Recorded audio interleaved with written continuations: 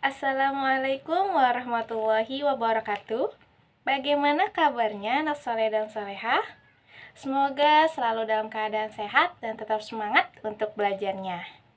Baik, pada pertemuan kali ini kita akan belajar akidah akhlak di bab 2. Nah, sebelum kita melanjutkan ke pembelajaran, sebaiknya kita baca doa dulu bersama-sama sebelum belajar. Bismillahirrahmanirrahim. Rabbi zidni ilma warzuqni fahma birahmatika ya arhamar rahimin. Amin. Kali ini kita akan lebih mengenal Allah Subhanahu wa taala melalui Asmaul Husna, Al-Ghafar, dan Al-Afu. Tentunya kalian sudah pernah mendengar, bukan? Sebelum kalian mempelajari materi tersebut, amatilah gambar berikut ini.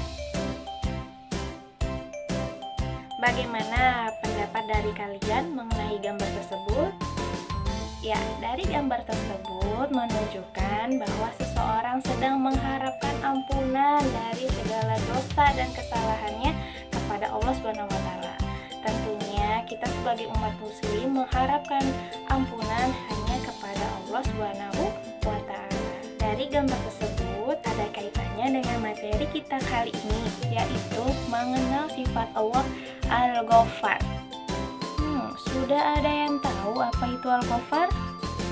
Mari kita cari tahu dengan menyimak penjelasan berikut ini.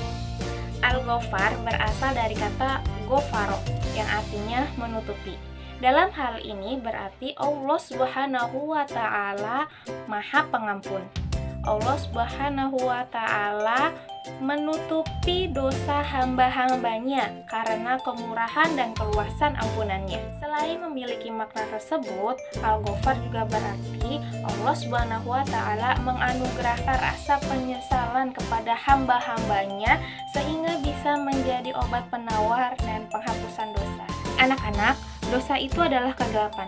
Dosa itu adalah segala sesuatu yang mengganggu pikiran dan hati. Perasaan tidak tenang dan selalu merasa bersalah adalah bagian dari tanda berarti kita telah melakukan perbuatan dosa, apapun perbuatan dosa tersebut. Nah, kalau dosa diampuni, maka hati akan menjadi tenang dan pikiran menjadi terang.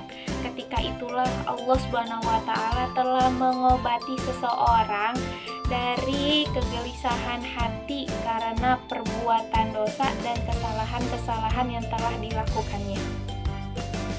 Tidak cukup bagi Allah Subhanahu wa taala mengampuni dosa-dosa tersebut, tetapi Allah Subhanahu wa taala juga menutupi kesalahan-kesalahan kita.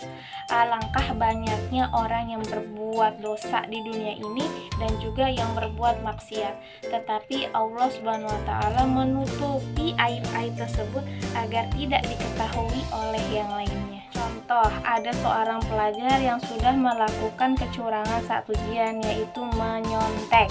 Aktivitas yang dia lakukan tidak pernah ketahuan hingga beberapa kali, baru pada perbuatan yang kesekian kali ketahuan. Ketika ia melakukan menyontek pertama kali, Allah masih menutupi aibnya. Yang kedua kali pun ia melakukan menyontek, Allah masih menutupi kesalahannya. Bisa jadi pada kesempatan itulah Allah memberikan kesempatan baginya untuk bertaubat dan berhenti untuk melakukan perbuatan buruknya. Namun ketika dia melakukan menyontek ketiga kalinya, Allah membongkar kesalahannya di hadapan gurunya sehingga kegiatan menyonteknya terbongkar dan dia pun mendapatkan hukuman. Allah Subhanahu wa taala menutupi keburukan kita adalah kesempatan bagi kita untuk memperbaiki diri. Allah Subhanahu wa taala menutupi dosa-dosa adalah kesempatan bagi kita untuk bertaubat dan memohon ampunan kepadanya. Allah Subhanahu wa taala menutupi kesedihan kita adalah kesempatan bagi kita untuk tidak berputus asa terhadap pertolongannya.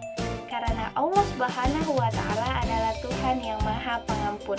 Allah Subhanahu wa taala memerintahkan kita untuk meneladani dan membiasakan makna Al-Ghafar dalam kehidupan sehari-hari kita.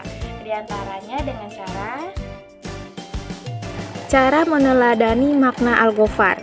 1. Memaafkan orang-orang yang pernah menyakiti dan berbuat kesalahan kepada kita.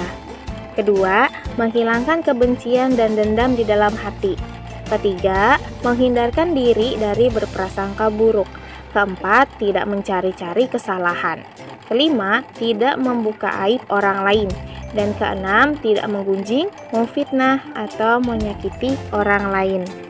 Baru saja kalian selesai mempelajari mengenai makna Asmaul Husna Allah yang Al-Ghafar, yang artinya Allah Subhanahu wa Ta'ala Maha Pengampun.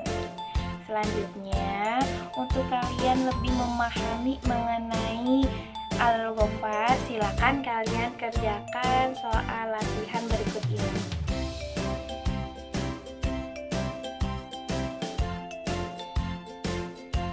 Materi pembelajaran pada hari ini telah selesai. Mari kita membaca hamdalah bersama-sama. Alhamdulillahirabbil alamin. Terima kasih kepada anak-anak hebat yang telah mengikuti pelajaran hari ini, dan jangan lupa untuk mengerjakan tugas yang telah Bu Ismi berikan. Baik, Bu Ismi akhiri pertemuan kita pada hari ini. Tetap semangat belajarnya di rumah. Bu Ismi akhiri, wassalamualaikum warahmatullahi wabarakatuh. Sampai jumpa pada pertemuan selanjutnya.